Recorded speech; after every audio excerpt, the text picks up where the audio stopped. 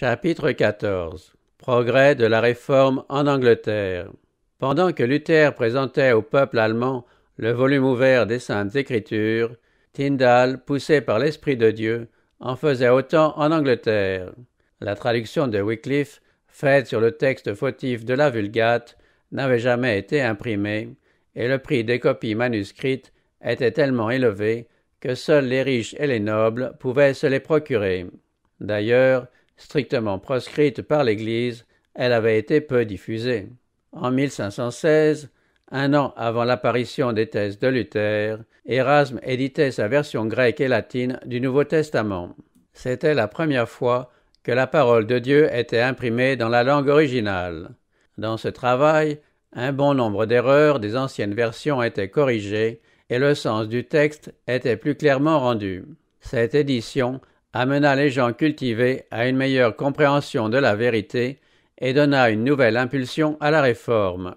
Mais le peuple était encore en grande partie privé de la parole de Dieu.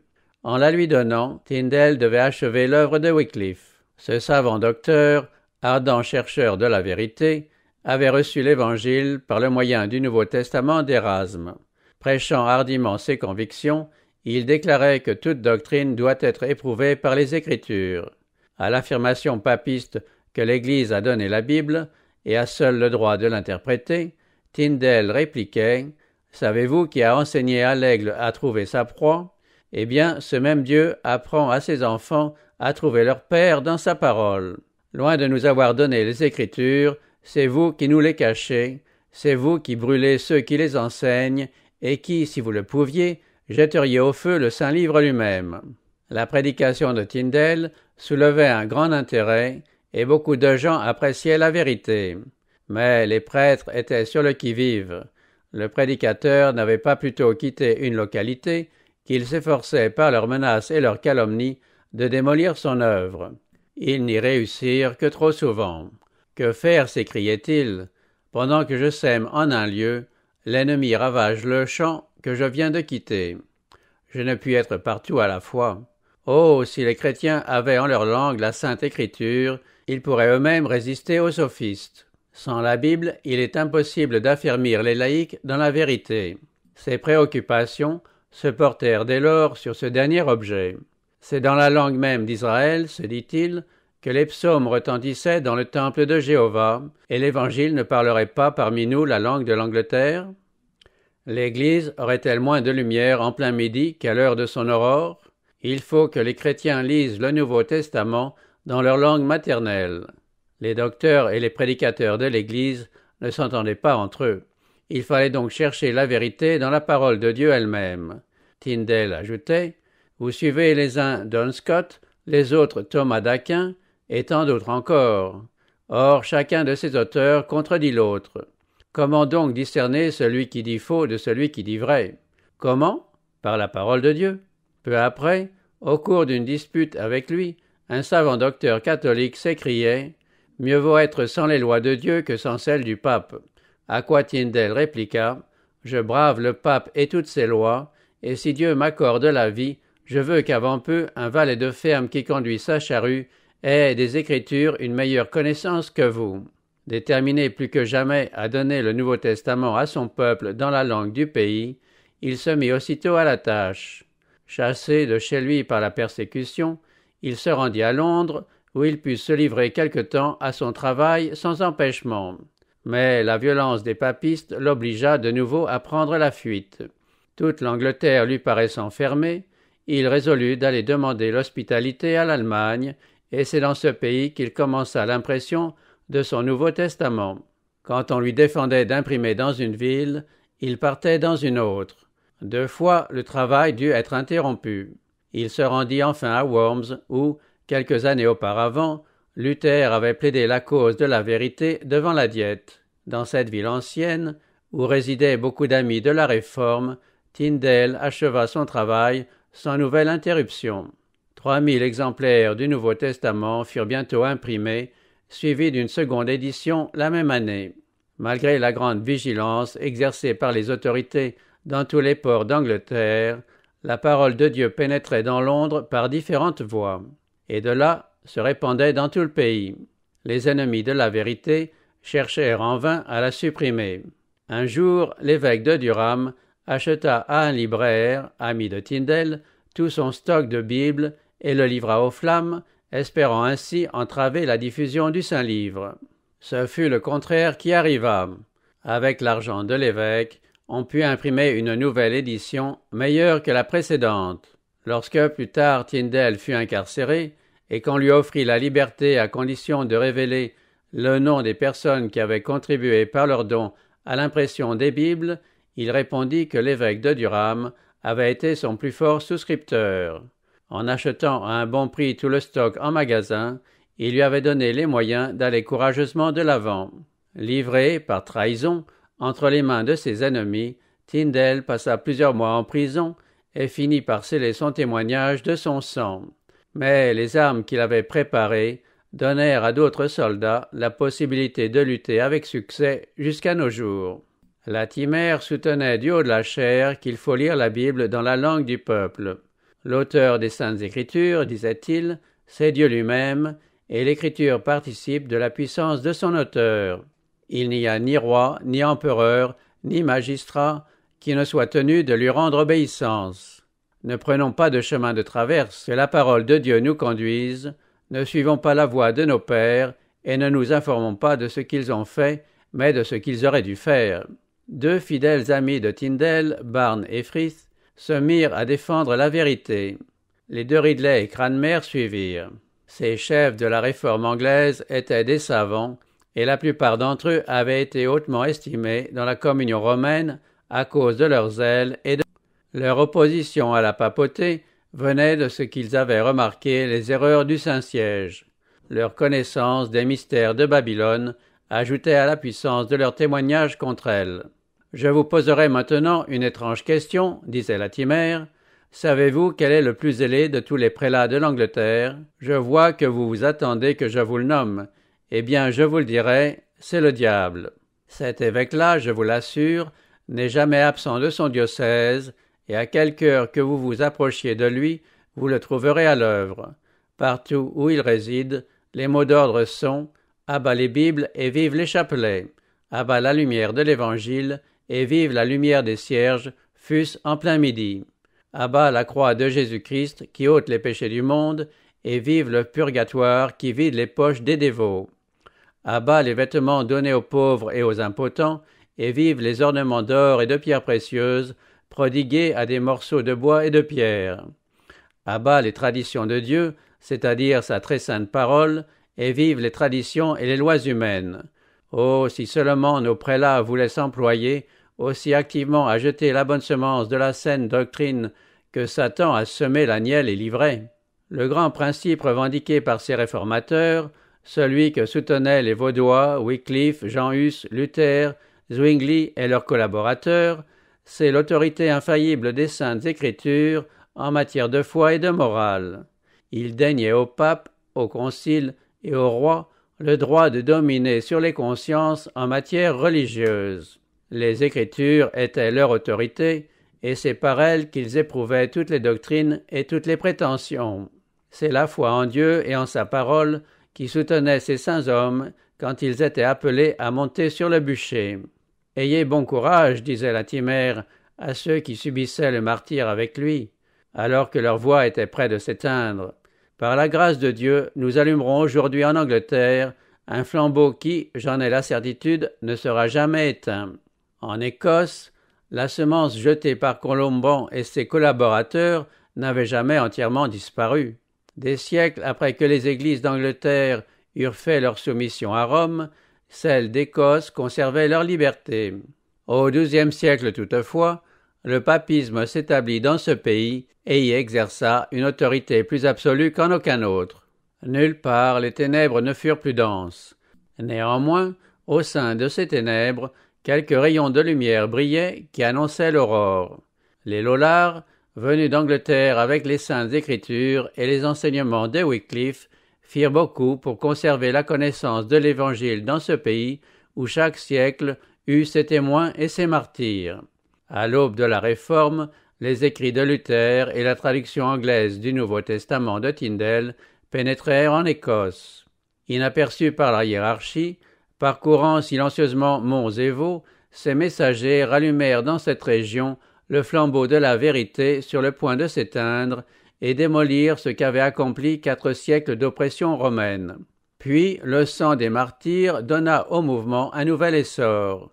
Les chefs papistes, s'apercevant soudain du danger qui menaçait leur cause, firent monter sur le bûcher quelques-uns des plus nobles et des plus respectés fils de l'Écosse. Ils ne parvinrent ainsi qu'à ériger une chaire du haut de laquelle la voix de ces martyrs fut entendue de tout le pays et inspira au peuple la détermination de secouer les chaînes de Rome. Hamilton et Wishart, aussi distingués par leur caractère que par leur naissance, terminèrent leur vie sur le bûcher, suivis d'une foule de disciples de plus humble origine. Mais du lieu où périt Wishart sortit un homme que les flammes ne purent réduire au silence, un homme qui, entre les mains de Dieu, devait porter le coup de grâce à la domination du pape en Écosse. John Knox, tel était son nom, se détourna des traditions et du mysticisme de l'Église pour se nourrir de la parole de Dieu. Les enseignements de Wishart le confirmèrent dans sa détermination de répudier Rome pour se joindre aux réformés persécutés. Pressé par ses compagnons de prendre les fonctions de prédicateur, il reculait en tremblant devant une telle responsabilité et ne l'assuma qu'après des jours de retraite et de rudes combats intérieurs. Mais dès lors, il alla de l'avant avec une détermination et un courage qui ne se démentirent pas un seul instant jusqu'à sa mort. Ce courageux réformateur ne craignait pas d'affronter les hommes. Les feux du martyre qu'il voyait flamber tout autour de lui ne faisaient qu'enflammer son zèle. Indifférent à la hache du tyran constamment levée au-dessus de sa tête, il n'en frappait pas moins à droite et à gauche des coups redoublés contre les murailles de l'idolâtrie. Appelé devant la reine d'Écosse, en présence de laquelle le zèle de plusieurs chefs de la Réforme avait fléchi, John Knox rendit un témoignage inflexible à la vérité. Inaccessible aux flatteries, il ne se laissa pas intimider par les menaces. La reine l'accusa d'hérésie. Il avait, disait-elle, engagé le peuple à recevoir une religion prohibée par l'État et avait ainsi transgressé le commandement de Dieu en joignant au sujet d'obéir à leur prince. Knox lui répondit fermement « La vraie religion ne doit pas sa puissance originelle et son autorité au prince temporel, mais seulement au Dieu éternel. Par conséquent, les sujets ne sont pas tenus de conformer leur religion aux caprices des princes. Car il arrive souvent que ceux-ci soient plus ignorants de la vraie religion de Dieu que le reste du monde. Si tous les fils d'Abraham avaient embrassé la religion de Pharaon dont ils étaient sujets, je vous le demande, madame, quelle eût été la religion du monde? Ou encore, si au jour des apôtres, tous les hommes eussent été de la religion des empereurs romains, quelle religion eût régné sur la face de la terre? Vous le voyez donc, madame, si les sujets doivent obéissance à leur prince, ils ne sont cependant pas tenus de pratiquer leur religion. Vous interprétez les Écritures d'une façon, dit la reine, et les docteurs catholiques les interprètent d'une autre. Qui faut-il croire, et qui sera juge? Il faut croire Dieu qui nous parle clairement dans sa parole, répondit le réformateur. Au-delà de ce qui est écrit, il ne faut croire ni les uns ni les autres. La parole de Dieu s'explique d'elle-même, et s'il semble y avoir quelque obscurité dans un passage, le Saint-Esprit, qui n'est jamais en contradiction avec lui-même, s'exprime plus clairement dans un autre, de telle sorte que le doute ne subsiste que pour ceux qui veulent obstinément demeurer dans l'ignorance. Telles étaient les vérités qu'au péril de sa vie, l'intrépide réformateur faisait entendre à la reine.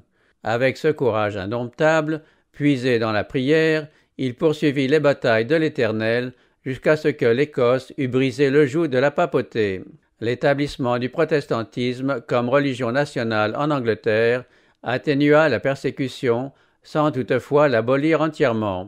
Le peuple avait renoncé à plusieurs des doctrines de Rome, mais il conservait encore nombre de ses cérémonies. La suprématie du pape avait été remplacée par celle du roi. Dans le culte, on était encore bien éloigné de la pureté et de la simplicité évangélique. Le grand principe de la liberté religieuse était méconnu. Les souverains protestants eurent rarement recours aux atrocités exercées par Rome contre l'hérésie. Toutefois, ils ne reconnaissaient pas à chacun le droit de servir Dieu selon sa conscience. Il fallait accepter les enseignements et suivre la forme de culte de l'Église établie. Aussi, des siècles durant, les dissidents furent-ils plus ou moins cruellement traités. Au XVIIe siècle, il était interdit au peuple, sous peine de fortes amendes, de prison ou de bannissement, d'assister aux assemblées non autorisées par l'Église. Des milliers de pasteurs furent arrachés à leurs troupeaux. Les âmes fidèles, ne pouvant renoncer à adorer Dieu à leur manière, se retrouvaient dans d'étroites allées, dans de sombres greniers et, à certaines saisons de l'année, au milieu des bois et à minuit. C'est dans les profondeurs protectrices des temples de la nature que ces enfants de Dieu se réunissaient pour faire monter au ciel leurs louanges et leurs prières. Mais, en dépit de toutes leurs précautions, une foule d'entre eux furent appelés à souffrir pour leur foi. Les prisons regorgeaient, des familles étaient disloquées ou s'expatriaient, mais Dieu était avec ses enfants et la persécution ne parvenait pas à réduire leur témoignage au silence. D'ailleurs, un grand nombre d'entre eux, contraints de traverser les mers, se rendirent en Amérique où ils jetèrent les bases d'une république fondée sur le double principe de la liberté civile et religieuse qui a fait la sécurité et la gloire des États-Unis.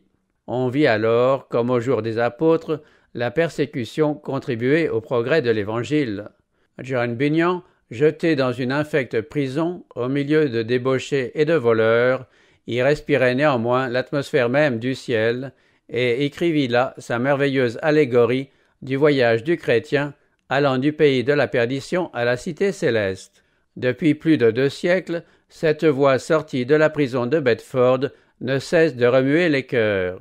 Les ouvrages de Bunyan, le voyage du pèlerin et Grâce abondante ont amené un grand nombre d'âmes sur le sentier de la vie. Baxter, Flavel, Allen et d'autres hommes doués, cultivés et d'une vie chrétienne austère se levèrent à leur tour pour défendre vaillamment la foi qui a été transmise aux saints une fois pour toutes. L'œuvre accomplie par ces hommes, proscrite par les autorités civiles, est impérissable.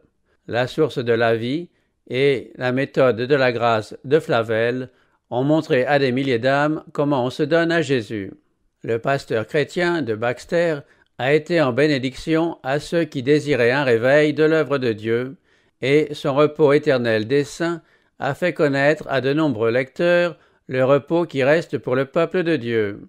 Un siècle plus tard, en un temps de grandes ténèbres spirituelles, parurent de nouveaux porte-lumière. C'étaient Whitefield et les 2 Wesley. Sous la domination de l'Église établie, l'Angleterre avait subi un déclin religieux qui l'avait ramené à un état voisin du paganisme. La religion naturelle constituait l'étude favorite du clergé et renfermait presque toute sa théologie. Les classes supérieures se moquaient de la piété et se flattaient d'être au-dessus de ce qu'elles appelaient du fanatisme.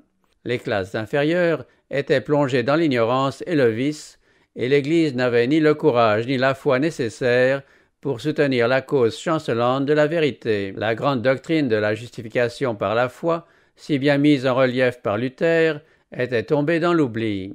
Elle avait cédé le pas à la doctrine romaine du salut par les bonnes œuvres. Whitefield et les Wesley, membres de l'Église établie et honnêtes chercheurs de la grâce de Dieu, avaient appris à la trouver dans une vie vertueuse et dans l'observation des rites de la religion. Un jour où Charles Wesley, gravement malade, attendait sa fin, on lui demanda sur quoi reposait son espérance de vie éternelle. « J'ai servi Dieu au mieux de mes connaissances, répondit-il. L'ami qui lui avait posé cette question, ne paraissant pas entièrement satisfait de la réponse, Wesley se dit « Quoi ? Mes efforts ne seraient pas une base suffisante ? Voudrait-il me priver de mes mérites ? Je n'ai pas autre chose sur quoi me reposer ?» Telles étaient les ténèbres qui avaient envahi l'Église, voilant le dogme de l'expiation, ravissant au Christ sa gloire et détournant l'attention des hommes de leur unique espérance de salut, le sang du Rédempteur crucifié. Wesley et ses collaborateurs furent amenés à comprendre que la vraie religion a son siège dans le cœur et que la loi de Dieu embrasse non seulement les paroles et les actions, mais aussi les pensées.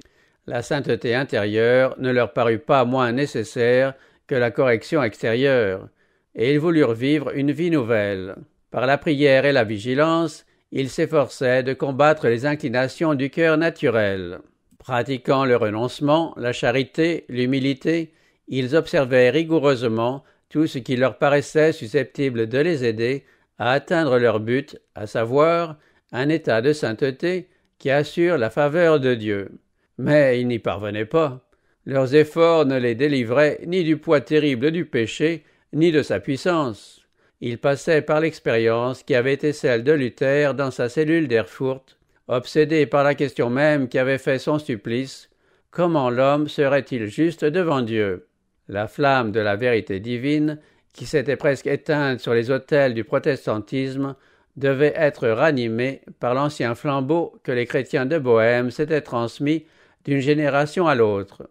Après la Réforme, le protestantisme de Bohême avait été foulé aux pieds par les sicaires de Rome.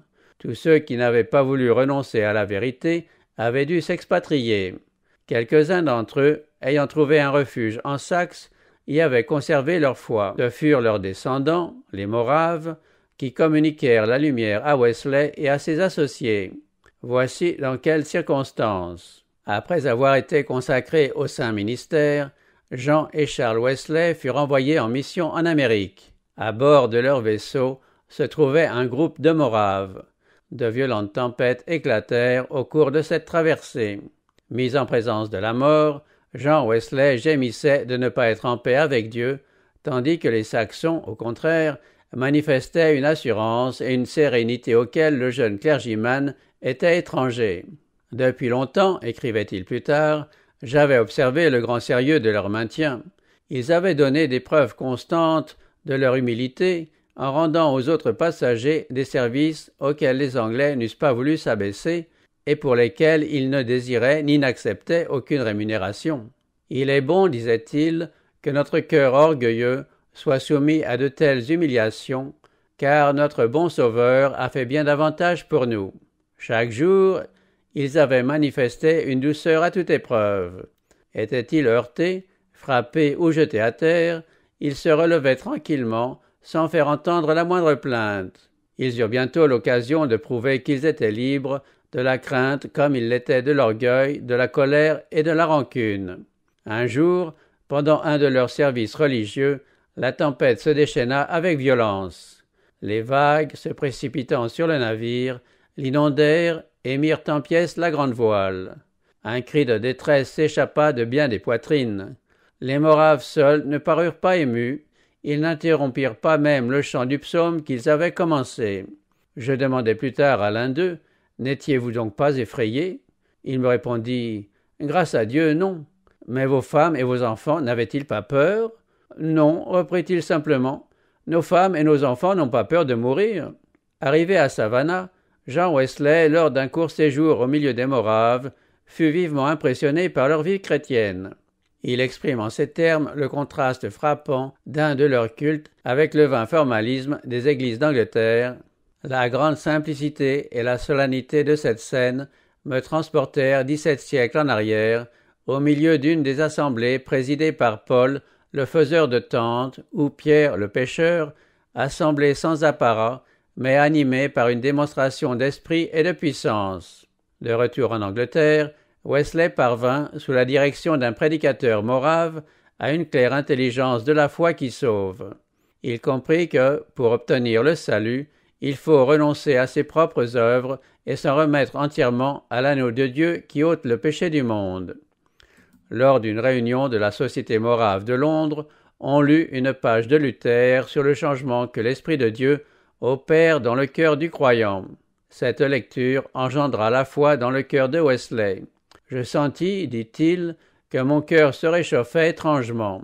J'eus la sensation que je me confiais en Jésus seul pour mon salut. Et je reçus l'assurance qu'il m'avait enlevé mes péchés, oui, les miens, et qu'il me sauvait de la loi du péché et de la mort.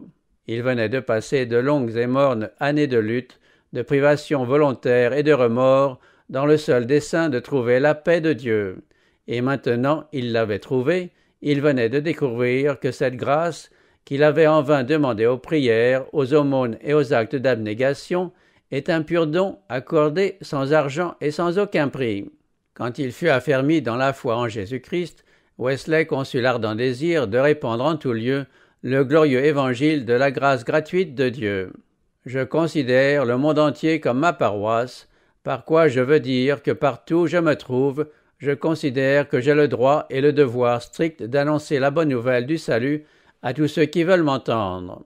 Il persévéra dans sa vie de frugalité et de renoncement, où il ne voyait plus la condition mais la conséquence de sa foi, non la racine mais le fruit de la sainteté. La grâce de Dieu en Jésus-Christ est le fondement des espérances du chrétien, et cette grâce se manifeste par l'obéissance. Wesley consacra sa vie à la proclamation des grandes vérités qu'il avait reçues, la justification par la foi au sang expiatoire du Sauveur et la puissance régénératrice du Saint-Esprit dans le cœur, vérité dont le fruit est une vie conforme à celle de Jésus.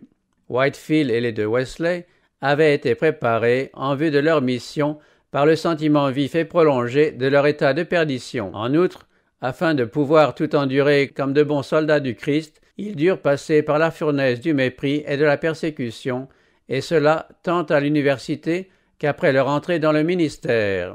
Par dérision, leurs condisciples impies leur donnèrent, à eux et à leurs amis, le nom de méthodistes, dont s'honore aujourd'hui l'une des plus puissantes églises d'Angleterre et d'Amérique. En leur qualité de membres de l'église anglicane, ils étaient fortement attachés aux formes de son culte, mais le Seigneur leur présenta dans sa parole un idéal plus élevé. Le Saint-Esprit les poussa à prêcher Jésus et Jésus-Christ crucifié.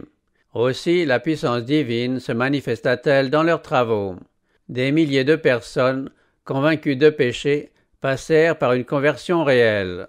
Et, comme il fallait que ces brebis fussent protégées des loups ravisseurs, et qu'il n'entrait pas dans l'intention de Wesley de former une église nouvelle, il organisa ses convertis en ce qu'il appela la branche méthodiste. Une dure et mystérieuse opposition du côté de l'église établie attendait ses prédicateurs.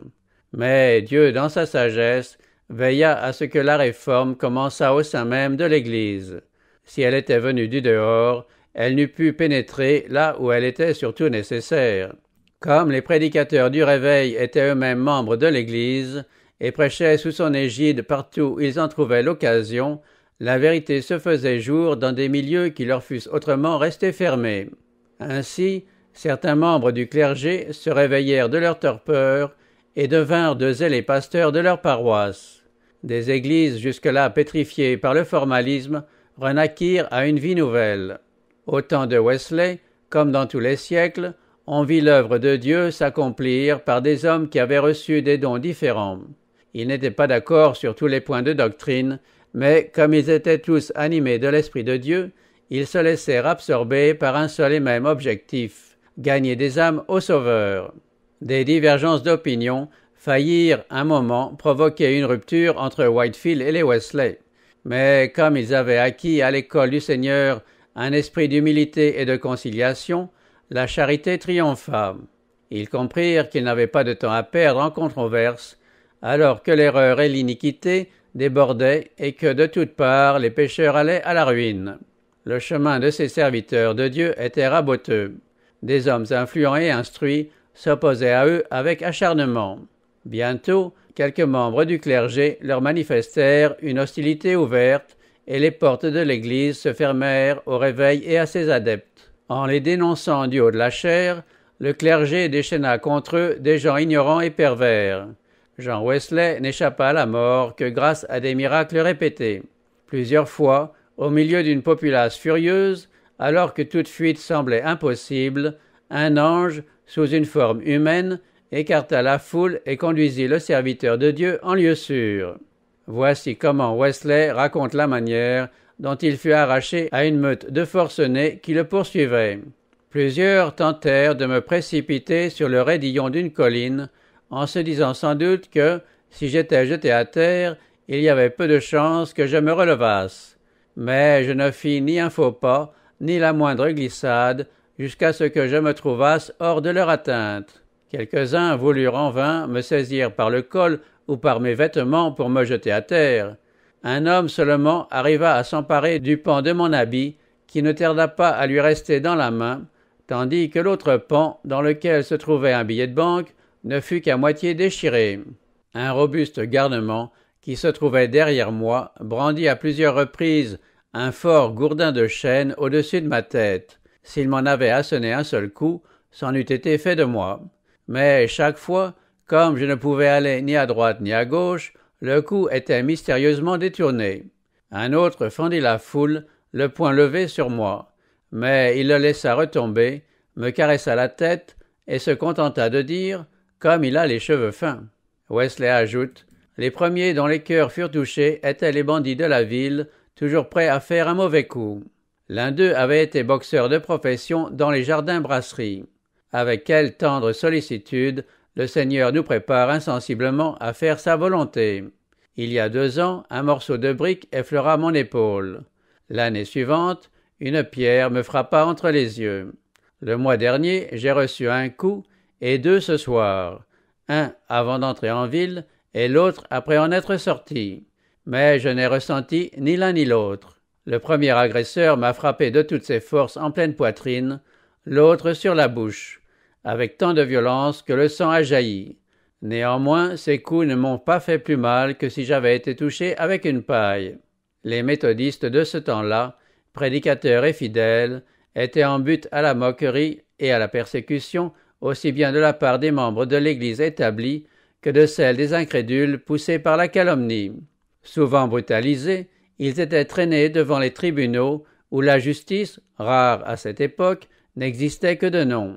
La populace allait de maison en maison, saccageant tout, s'emparant de tout ce qui lui convenait et maltraitant honteusement hommes, femmes et enfants. Parfois, les gens disposés à briser les fenêtres et à piller les maisons des méthodistes étaient convoqués par voie d'affiche et se donnaient rendez-vous pour tel jour, à telle heure et à tel endroit.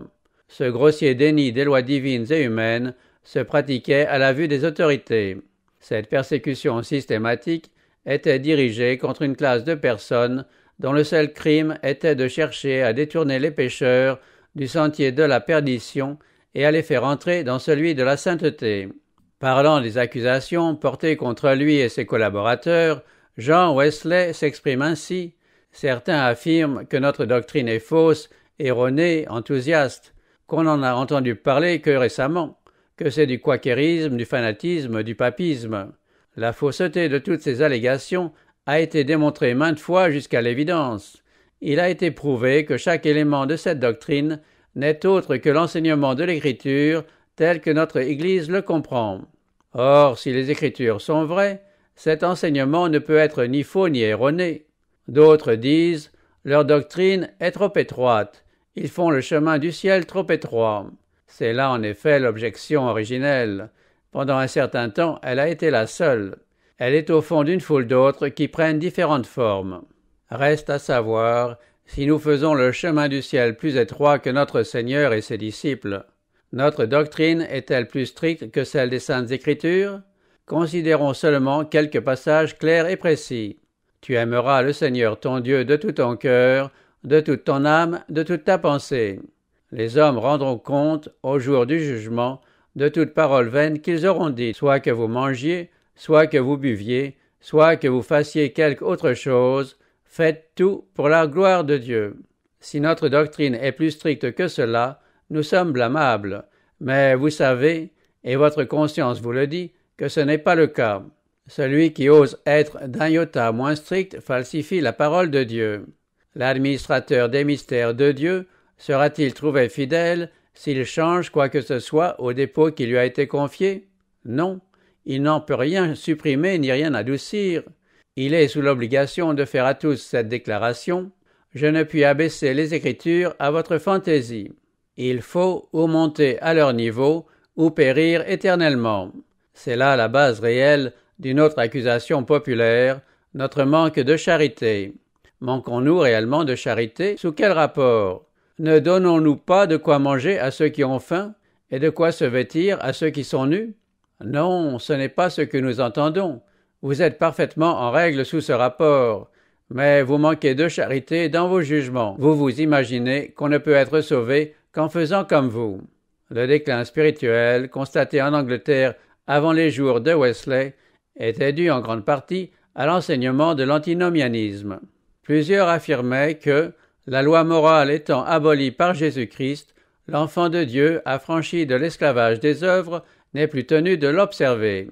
D'autres, tout en admettant la perpétuelle obligation de la loi, déclaraient qu'il était superflu d'exhorter les auditeurs à en observer les préceptes, car ceux que Dieu a destinés au salut sont irrésistiblement contraints, par la grâce divine, de pratiquer la piété et la vertu, tandis que ceux qui sont condamnés à la réprobation n'ont pas la force d'obéir à Dieu.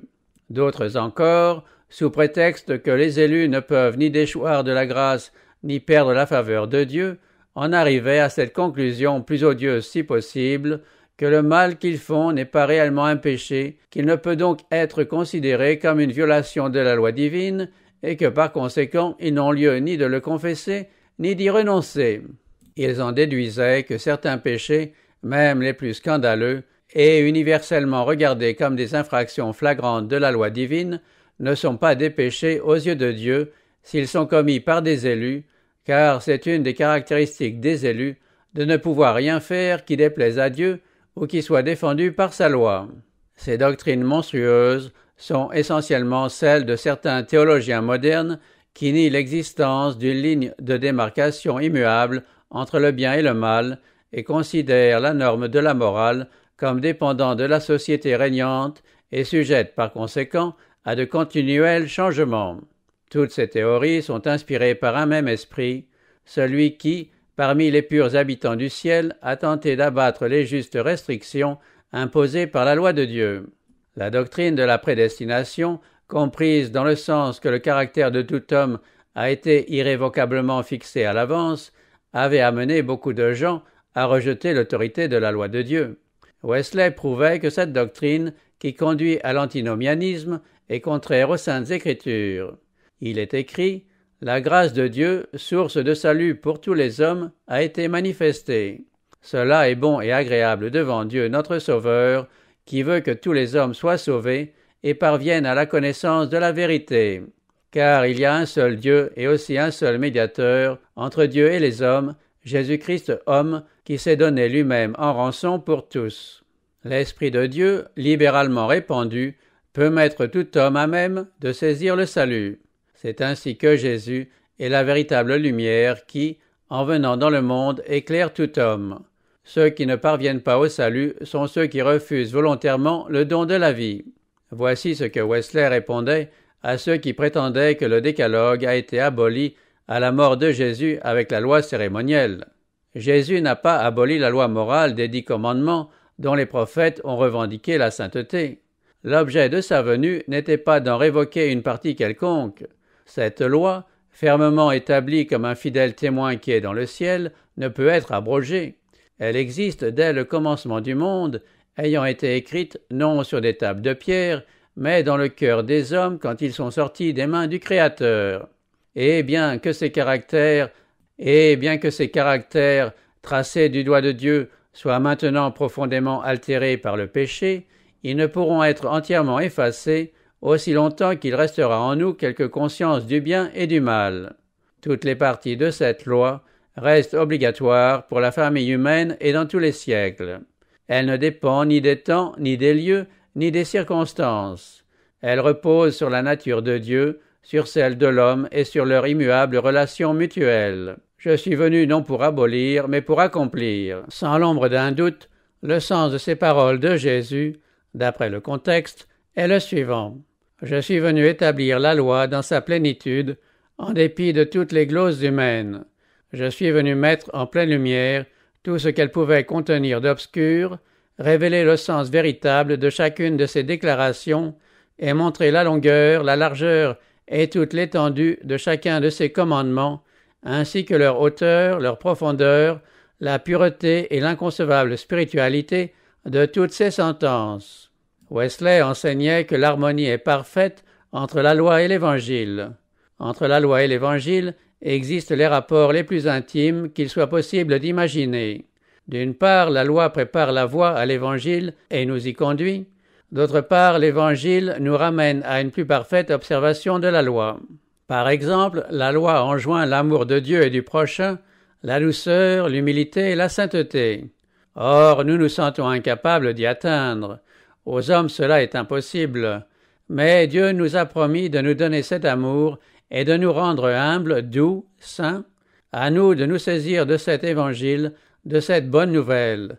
Il nous est fait selon notre foi, et la justice de la loi sera accomplie en nous par la foi en Jésus-Christ. Au premier rang des ennemis de l'Évangile, disait Wesley, il faut placer ceux qui, ouvertement et explicitement, parlent mal de la loi et jugent la loi.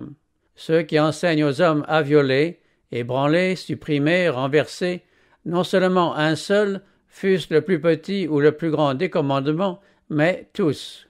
Ce qu'il y a de plus surprenant en tout ceci, c'est que les victimes de cette puissante séduction s'imaginent réellement honorer Jésus-Christ en renversant sa loi et magnifier son sacerdoce en détruisant sa doctrine. Ils l'honorent à la manière de Judas qui lui disait « Salut, maître !» et lui donnait un baiser. Avec tout autant d'à-propos, Jésus peut dire à chacun d'eux « C'est par un baiser que tu livres le Fils de l'homme ?» Abolir une partie quelconque de sa loi, sous prétexte de hâter les progrès de son évangile, équivaut à le trahir par un baiser et à parler de son sang purificateur tout en lui ravissant sa couronne. Comment donc pourra-t-il se soustraire à cette accusation, celui qui, directement ou indirectement, prêche la loi de façon à dispenser les hommes d'une parcelle quelconque de leur obéissance, et qui présente le Sauveur de manière à annuler ou affaiblir le moindre des commandements de Dieu. Certains docteurs enseignaient que la prédication de l'Évangile tenait lieu de loi. Wesley leur répondait « Nous le nions absolument. Elle ne tient pas lieu du tout premier objet de la loi, qui est de convaincre de péché, de réveiller ceux qui dorment encore sur le seuil même de l'enfer. » L'apôtre Paul déclare que « c'est la loi qui donne la connaissance du péché. Or, l'on éprouve le besoin du sang expiatoire du Sauveur que quand on a été convaincu de péché. » Ce ne sont pas ceux qui se portent bien, remarque notre Seigneur lui-même, qui ont besoin d'un médecin, mais les malades. Il est absurde de proposer un médecin à ceux qui se portent bien, ou qui du moins se croient bien portants. Il faut d'abord les convaincre qu'ils sont malades, autrement ils ne vous seront pas gré de vos bons offices. Il est également absurde de parler du Sauveur à ceux dont le cœur n'a pas encore été brisé. Ainsi, tout en prêchant l'évangile de la grâce de Dieu, Wesley, à l'instar de son maître, s'efforçait de rendre sa loi grande et magnifique. Il s'acquitta fidèlement de la tâche que le Seigneur lui avait confiée, et il lui fut permis d'en contempler les glorieux résultats. À la fin d'une vie longue de plus de 80 ans, plus d'un demi-siècle de ministère itinérant, ses partisans déclarés se chiffraient à plus d'un demi-million. Mais la multitude d'âmes arrachées à la ruine et à la perdition par le moyen de son labeur, et toutes celles que ses enseignements ont amenées à une vie chrétienne plus profonde, ne seront connues que dans le royaume éternel. La vie de Wesley offre à tout chrétien un enseignement d'une valeur incalculable. Plût à Dieu que la foi et l'humilité, le zèle inlassable, l'abnégation et la vraie piété de ce serviteur de Dieu fussent l'apanage des églises de nos jours.